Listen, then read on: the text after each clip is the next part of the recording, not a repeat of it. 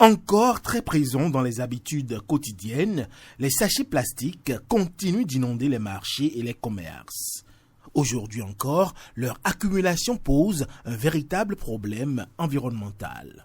Ces sachets, puisque ça ne se décompose pas, vont s'entasser dans les caniveaux, dans les circuits d'eau et empêchent l'écoulement d'eau. Et ça crée l'inondation et les stagnations d'eau dans nos milieux de vie. Ensuite, l'habitude est malheureusement dans notre vie où nos bonnes dames préparent ou achètent dans des sachets. La science a prouvé que lorsque ces sachets-là sont en contact de la chaleur, ces sachets non biodégradables dégagent des ions nuisibles à la santé. Conséquence, c'est des maladies respiratoires, maladies cardiovasculaires et des cancers. Pollution des espaces publics, difficulté de gestion des déchets, les conséquences sont visibles. Et pourtant, la réglementation interdit l'usage des sachets plastiques non biodégradables. C'est la loi 2017-39 du 26 décembre 2017.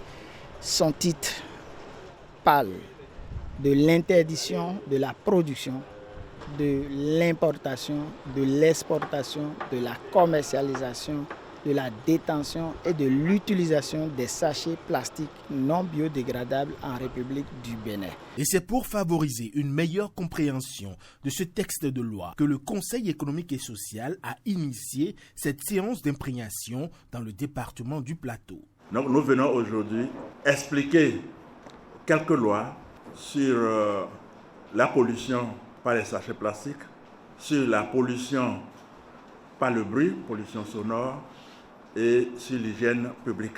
Et l'approche trouve déjà un écho favorable.